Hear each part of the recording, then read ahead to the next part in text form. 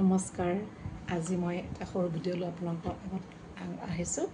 তাৰপিছত এই সৰু ভিডিঅ'ত মই আপোনালোকক আগতেই কৈছিলোঁ শিশুৰ পৰিৱেশৰ বিষয়ে ক'ম।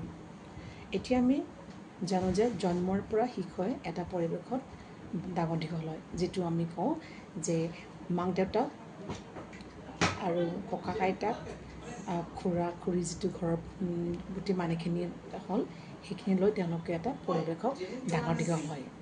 আজি মই ক'বলৈ গৈছোঁ এটা নিউক্লিয়াৰ ফেমিলি, যিটো নিউক্লিয়াৰ ফেমিলিত আজিকালি ল'ৰা ছোৱালী ডাঙৰ দীঘল মাক দেউতাক আৰু তেওঁলোকৰ বায়েক ভনীয়েক বা শিশুটো অকল হ'ব পাৰে।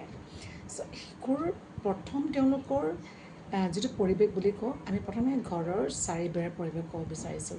যিটো ঘৰৰ পৰা তেওঁলোকে শিকে, ইয়াত তেওঁলোকে ঘৰৰ পৰা কি শিকে? ডিচিপ্লিন শিকে, লাভ, ৰেচপেক্ট আৰু ইম'শ্যন যিটো আমি আমাৰ মনত থাকে সেইখিনি তেওঁলোকে সৰুৰ পৰাই শিকে। ইয়াত প্ৰথম দায়িত্ব হ'ল পেৰেণ্টিঙৰ দায়িত্ব পালন কৰে মাক দেউতাকে। এইটো এটা বিৰাট গধুৰ দায়িত্ব। যদি আমি অকণমান ভুল কৰোঁ, আমাৰ শিশুটো কি কৰে? এটা ভুল ধাৰণালৈ তেওঁলোকে ডাঙৰ দীঘল হয়। এতিয়া যিটো মই হেল্ডি পৰিৱেশ ক'ব বিচাৰিছোঁ, হেল্ডি পৰিৱেশ মানে হ'ল আমি শিশুটোক কেনেধৰণৰ সুস্থ পৰিৱেশ দিব পাৰোঁ। এটা মা দেউতা হিচাপে আমাৰ ডাঙৰ দায়িত্ব। শিশুৰ মন অনুকৰণশীল, তেওঁলোকে সকলো বস্তু অনুকৰণ কৰে। আপুনি কেনেকৈ তেওঁলোক কথা পাতিছে বা আপুনি ঘৰৰ মানুহৰ লগত, দেউতাকৰ লগত বা আপুনি কোনোবা আলহীৰ লগত বা ওচৰ পাঁজৰৰ মানুহৰ লগত কেনেকৈ ব্যৱহাৰ কৰে, কেনেকুৱা ভংগীমত আপুনি কথা কয়, কি ষ্টাইল আপুনি কৰিছে, এইখিনি গোটেইখিনি বস্তু আপোনাৰ শিশুটোৱে অনুকৰণ কৰে। সেইকাৰণে আমি যিটো আমাৰ ডেভেলপিং পিৰিয়ডত আমি বহুত সাৱধান হ'ব লাগিব।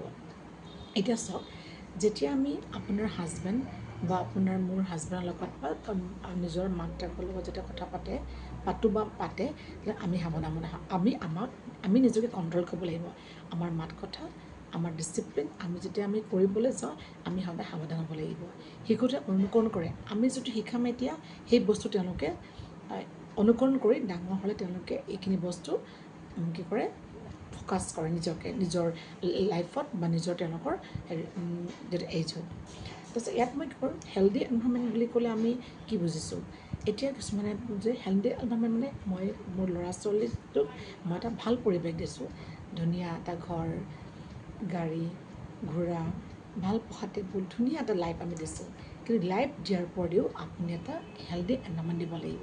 আমি এটা হাজবেণ্ড বা আপোনাৰ ৱাইফৰ লগত যেতিয়া কথা পাতিব, আপুনি কি কৰিব? এটা বেলেঞ্চ মেইনটেইন কৰিব লাগিব আপোনাৰ শিশুটোৰ আগত। আৰু আপুনি ৰেচপেক্টফুলি কথা পাতিব লাগিব। আৰু যিকোনো বস্তু অফাৰিং কৰোঁতে, এতিয়া হাজবেণ্ডক যদি কিবা বস্তু দৰকাৰ হৈছে, আপুনি যদি অফাৰিং কৰিব, ভালকৈ দিব। যদি আপুনি খোৱা বস্তু দিছে, প্লেটত আপুনি ধুনীয়াকৈ সজাই দিছে, সেইখিনি বস্তু অফাৰ কৰোঁতে আপুনি সাৱধান হ'ব। কাৰণ আপোনাৰ শিশুটোৱে টেবুলত যেতিয়া মাক দেউতাকৰ লগত বহে, তাই সেইটো লক্ষ্য কৰে। ছেইম বস্তু আপুনি শিশুকো কৰিব। তেওঁলোকৰ মন সদায় কি কৰে? বিৰাট ইম'শ্যন হয়। আমি কি ভাবোঁ? শিশুক অকণমান সিহঁতি 2 বছৰ 3 বছৰ বাচ্ছাৰ কি ইম'শ্যন থাকিব? কিন্তু নহয়, তেওঁলোকৰ ইম'শ্যন, তেওঁলোকৰ চাইক'লজিবিলাক বিৰাট ষ্ট্ৰং, আমাতকৈ তেওঁলোকে বিৰাট ষ্ট্ৰং। সেইকাৰণে আমি সাৱধান হ'ব লাগিব তেওঁলোকৰ লগত আমি কেনেকৈ ধৰণৰ কথা পাতিব লাগিব। আৰু কেতিয়াও শিশুৰ মনত ভয় বা সোমাই নিদিব।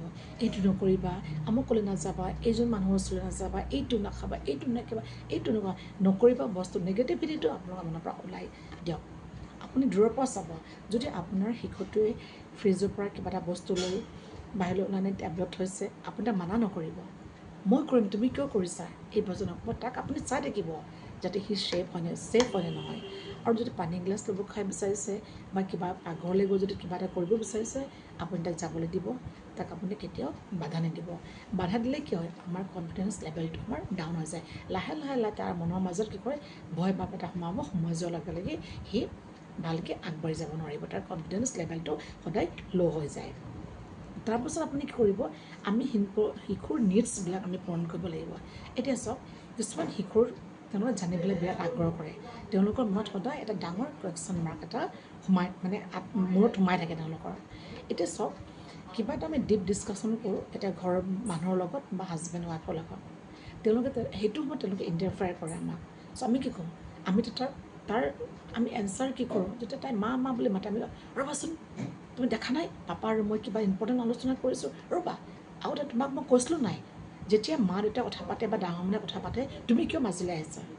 নেভাৰ কেতিয়াও তেনেকৈ নকৰিব ফাৰ্ষ্ট প্ৰিফাৰেঞ্চ আপোনাৰ শিশুক দিব আপুনি শুনিব সি কি ক'ব বিচাৰিছে তাৰ মনত কি আছে যদি আপুনি বাধা দিয়াৰ লগে লগে সি 10 খোজ পিছলৈ গুচি আহিলে তাৰ মনত সেই বস্তুটো ৰৈ গ'ল তাৰ প্ৰশ্নটো ৰৈ গ'ল সেইকাৰণে তাক শুনিব তুমি কি কৰিব বিচাৰিছে কোৱা তাৰ কথা শুনি পেলাই তাৰ প্ৰব্লেমটো আপুনি সলভ কৰিব আৰু তাৰ সলিউশ্যনটো ওলাব সি কি কৰিব বিচাৰিছে তাৰ মনত কি ইম'শ্যন আছে সেইখিনি আপোনালোকে ভালকৈ শুনিব আৰু তাক আপুনি সলভ কৰিব বিচাৰিছে আপুনি হওক ইয়াৰ হাজবেণ্ডে হওক ইয়াত পেৰেণ্টিঙৰ দায়িত্ব হাজবেণ্ডৰ পৰা দায়িত্ব থাকে অকল মাকৰ দায়িত্ব নহয় হাজবেণ্ডে শিশুটোক পঢ়া শুনাৰ পৰা আদি কৰি সি কি কৰিছে কেনেকৈ কৰিছে তাক আমি চব বস্তু আমি শিকাব লাগিব মাকৰ দায়িত্ব মায়ে কৰিব মাকজনী কি কৰিছে এইটো নহয় আপুনি তাৰ দায়িত্ব আছে এটা শিশুক ডাঙৰ কৰিব হ'লে মাক দেউতাকে শিশুটোৰ সোঁহাত বাওঁহাত দুখন হাত ধৰি পেলাই শিশুক আমি আগবঢ়াই লৈ যাব লাগিব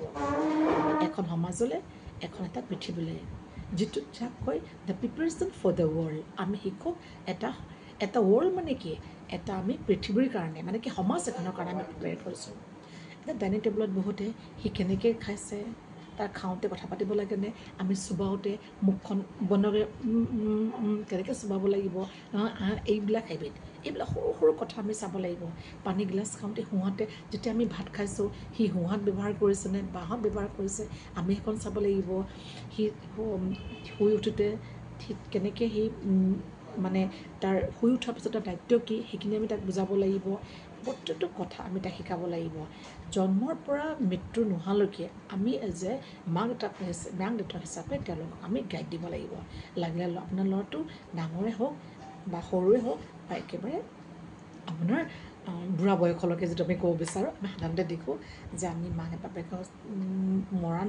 নমৰালৈকে আমি শিশুটোক আমাৰ পেৰেণ্টিঙৰ দায়িত্ব সদায় থাকিব আৰু ৰোলটো আমি সদায় কৰোঁ সেইকাৰণে ইয়াত কৈছোঁ যে আমাৰ যিটো আমাৰ দায়িত্ব আমাৰ এইটো কেতিয়াও শেষ নহয় সেইকাৰণে আপোনালোকে আপোনাৰ যে শিশুটোক ভালকৈ আপোনাৰ এনভাইৰনমেণ্ট দিব গুড এনভাইৰনমেণ্ট দিব হাই কাজিয়া তাৰপিছত ডিচিপ্লিন এটা মেইনটেইন কৰিব আপুনি যিটো ডিচিপ্লিন মেইনটেইন কৰিব তাই সেইটো অনুকৰণ কৰিব আৰু আমি সাধাৰণতে এতিয়া আমাৰ যিটো মডাৰ্ণ মানে ইৰা বুলি ক'ব বিচাৰিছোঁ ইয়াত আমি সাধাৰণতে good evening aunty good morning aunty আমি সেইটো কোৱাৰ উপৰিও আমি নমস্কাৰ আইতা ডাঙৰ মানুহ দেখিলে ভৰি চুপলাই এনেকৈ নমস্কাৰ কৰা আশীৰ্বাদ লোৱা বেটা উঠা এইটো হ'ল মৰেল ভেলুজ আপুনি শিকাইছে আপুনি শিশুটোক আপুনি ভেলুজ শিকাইছে কিয় এইটো আপোনাৰ ইন ফিউচাৰ লাইফৰ কাৰণে আপুনি সদায় শিকাব আৰু গধূলি সময়ত যেতিয়া আপুনি প্ৰাৰ্থনা কৰে তাক অকণমান আগবঢ়াই লৈ যাব ভগৱানৰ ওচৰলৈ কেনেকৈ প্ৰাৰ্থনা কৰিব লাগে কেনেকৈ ভৰি হাত ধুই আমি টেবুলত বহিব লাগে